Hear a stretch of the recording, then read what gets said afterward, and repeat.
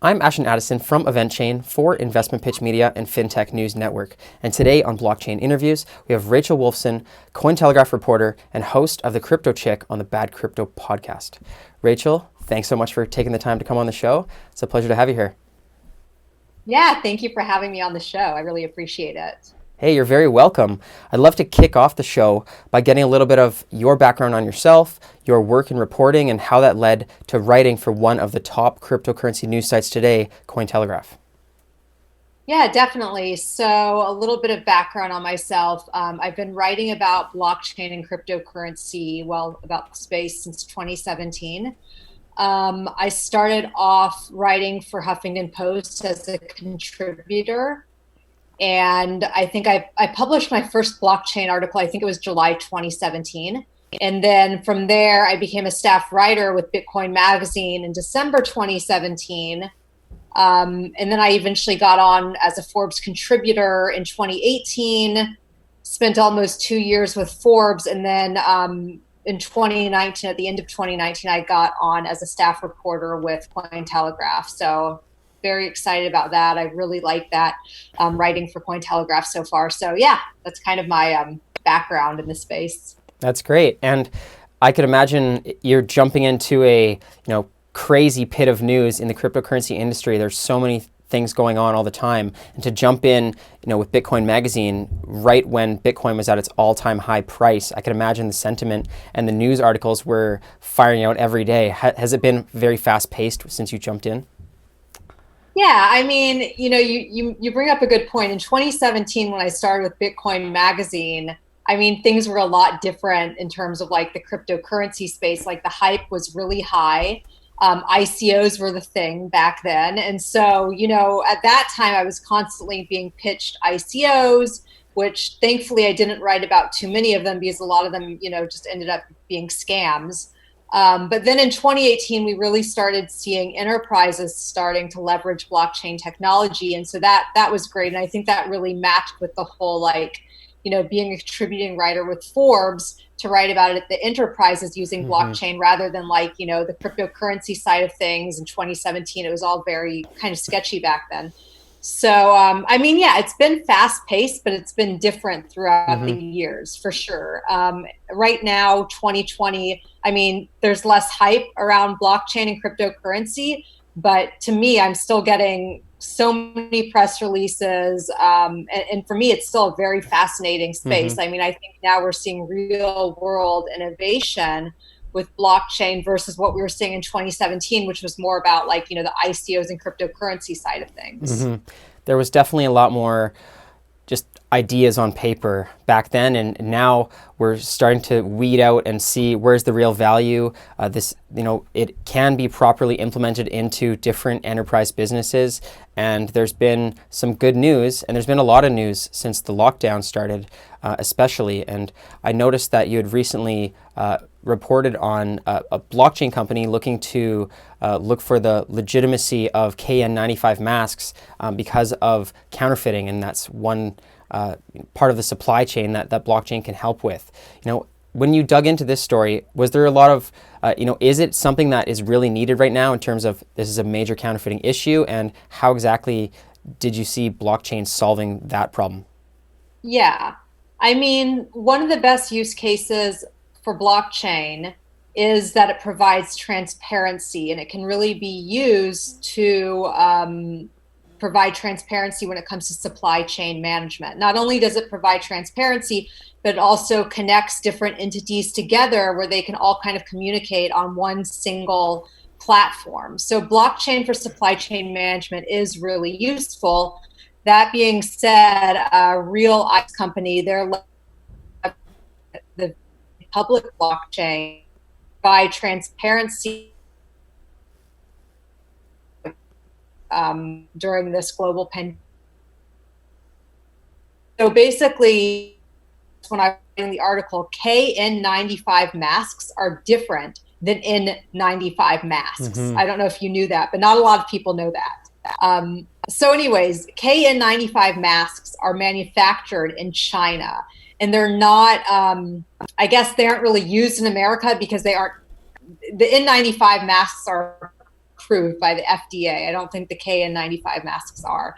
So what Real Items company is doing by leveraging the VeChain blockchain, they're ensuring that these KN95 masks being produced at a factory with a location in China and in Seattle, that these are authentic KN95 masks. Keep in mind that China does account for 80% of the world's counterfeit products. Mm-hmm. So a lot of the products coming from China are counterfeits. So a lot of these KN95 masks that people are getting that aren't authenticated are counterfeit masks, meaning they really don't provide that much use. If you're going to go to the grocery store and wear a mask, you want it to be, you know, a legitimate, useful mask that will help keep you safe. If you're wearing a fake KN95 mask, I mean, that's no better than covering your face with like a handkerchief. Mm-hmm. Definitely an important issue.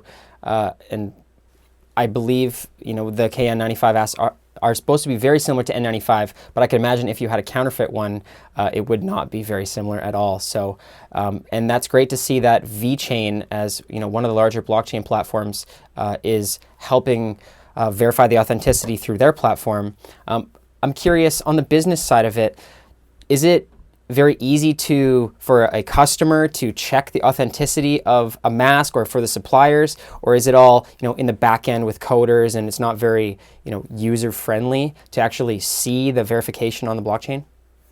Yeah, so I mean, according to David, the CEO of Real Items Company, and they're the ones doing this, and they leverage the VeChain blockchain, there's a barcode on each box. So there are boxes with the masks inside of them.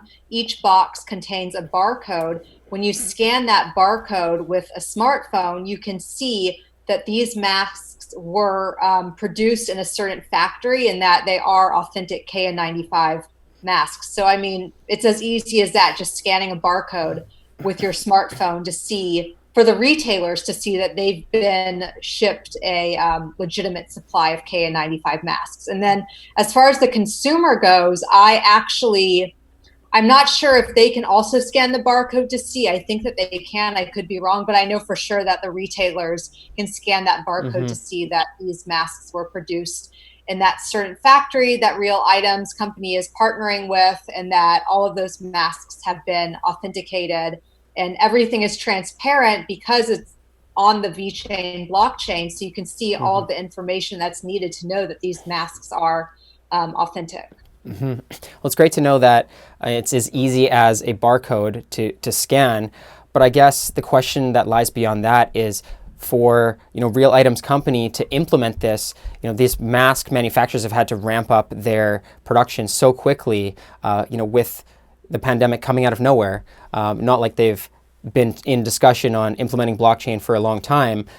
Was it easy, or is it easy for blockchain companies to integrate into supply chain and this quickly to start verifying masks, when people who are creating counterfeit masks can just as easily start their production up and start shooting out fake masks in the same speed? Right. I mean, and that's a really good question. I think I spoke with David about the challenges of implementing blockchain and these companies to be used to authenticate KN95 masks. And basically, you know, I think the challenge here is that blockchain is still a developing, emerging technology, and companies are still hesitant to bring blockchain onto their platform and to leverage it because they don't know much about it. And also, when you think of blockchain, sometimes, I mean, I don't anymore, but maybe in 2017, you thought of blockchain and you would think of Bitcoin or cryptocurrency. I mean, in this case, it has nothing to do with crypto or Bitcoin. It's just leveraging the technology to provide transparency and authenticate these products. I think the challenge is getting companies to agree to use blockchain.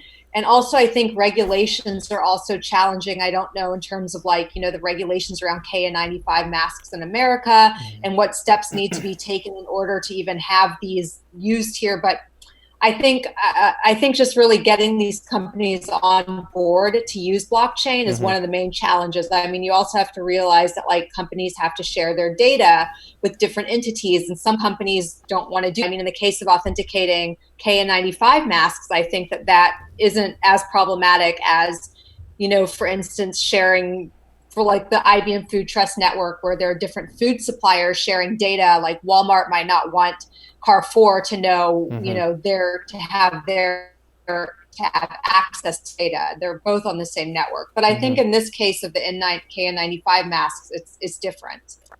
Yeah, and I love that you touched on the fact that it's not really paying with cryptocurrency or using Bitcoin or Monero or any of these cryptographic coins. It's really still paying with fiat, just using the blockchain as a tool to verify the authenticity.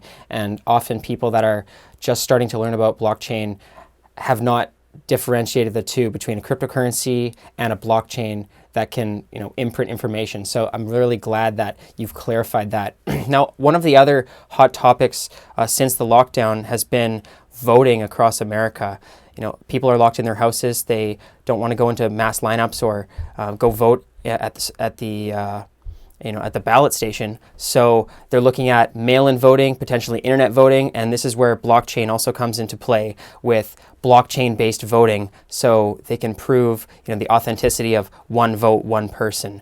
You recently did some findings into this. Could you elaborate a little bit on the situation and where you see blockchain fitting into this right now? Yeah, definitely. So yeah, I did write an article about that recently, and I wrote about Votes. So they're a blockchain-based voting platform. And I mean, the conclusion that I came to in the article is that blockchain still has the same security vulnerabilities as online voting platforms do. I mean, it's not more secure than the typical ways that you can vote on a smartphone, for instance. What blockchain adds, though, is that it adds transparency, and accountability as well. So when you're using an online voting platform to send votes, yes, that's vulnerable to security issues like malware attacks and all of that. But sometimes you don't know if your vote was accounted for, or and you want to know that. And so blockchain can provide that information, that extra layer of accountability and transparency to this whole, to the online voting situation. So I wouldn't say that it's more secure. It's not for sure, but it just adds an extra layer of transparency and accountability if that's something that's necessary in this case, which I think it is. I mean, imagine submitting a vote and not knowing if your vote was even counted or what. So yeah, definitely very important to be able to check that your vote actually mattered. You can mail out a vote and never hear a word back and be unsure. So, but it's really interesting that you touch on that it's not more secure right now. Now, do you know if that's because of the way that it's being implemented? And from a bird's eye view of blockchain, a lot of people see it as inconfiscatable money, or it's very more secure than a private database. Is it a way that voting can be implemented in the future, which will allow for the security features of blockchain as well? Do you know if the times will change with that? Yeah, I mean, and I wrote about this in the article as well. As of now, like for instance, Votes, it's a great platform, and I know West Virginia was using it at some point, and apparently that pilot went really, really well. But there are some issues that need to be worked out to make it that ideal platform. So while blockchain is a great use case for voting, it still has some vulnerabilities that need to be worked out in order to ensure that this is a more secure way of voting. I quoted Ben Fish. He's a PhD. He's studying PhD at Stanford. He's getting his PhD in cryptography at Stanford, excuse me. And he wrote that there are ways to work around to ensure that blockchain would provide a more secure voting system, but those ways haven't been achieved yet. So he discusses that in the article. Great. So I guess we're not going to be voting on the Bitcoin blockchain for this upcoming election then. Right. And I mean, even Votes, and they're pretty well established and they've been around for a while. I mean, they've still got some issues to work out, but it's totally possible to work those issues out to ensure that this platform becomes widely adopted and used in the future. And West Virginia, even the contact that I spoke to there mentioned that he would like to eventually implement Votes again moving forward once those issues are worked out. So we'll just see what happens. That's great. And lastly, I saw that you're participating in the virtual blockchain week. There's been a crazy amount of virtual events coming up with nobody allowed to go outside, and they're fiending for some connection. What are you going to be speaking about in the virtual blockchain week, and when is it for the viewers? Yeah, so I'm going to give a 20-minute keynote presentation during Virtual Blockchain Week. I believe I'm doing that on April 27th, maybe 6 p.m. PST. I'm not sure of the exact time and date, but I can get back to you on that. But I'm going to be speaking about the blockchain industry from a journalist's perspective, meaning, I think I'm going to talk about blockchain through the years, for instance, just kind of what we were talking about in the beginning of the interview. What have I seen? What's changed? What do I think the future of blockchain looks like? Mm-hmm. And then I know everybody is curious. Well, not everybody, but people in this space are curious, like, how do you pitch a journalist? And, what do I need to know when speaking with a journalist? How do I get my story published? Like, what's interesting? So Mm-hmm. I'm going to go into a little bit of those details as well. So yeah, I'm excited. That's great. And if there are people that are looking to follow your work or get in contact with you, what is the best way for them to reach out and find more? Yeah, definitely. So I'm very active on Twitter. My handle is at Rachel Wolf00. If you message me there, follow me, I'll definitely respond. You can also connect with me on LinkedIn. I use Instagram. My name there is Blockchain and Bikinis. So yeah, I'll respond there as well. And also email is good. My Cointelegraph email is rachel@cointelegraph.com. Great. Thank you so much, Rachel. I will leave all of that in the description box below for the viewers. And it's been a pleasure speaking with you, and all the best moving forward with your work and with your keynote at the Virtual Blockchain Week. And let's follow up in the near future. Yeah, sounds good. Thank you, Ashton.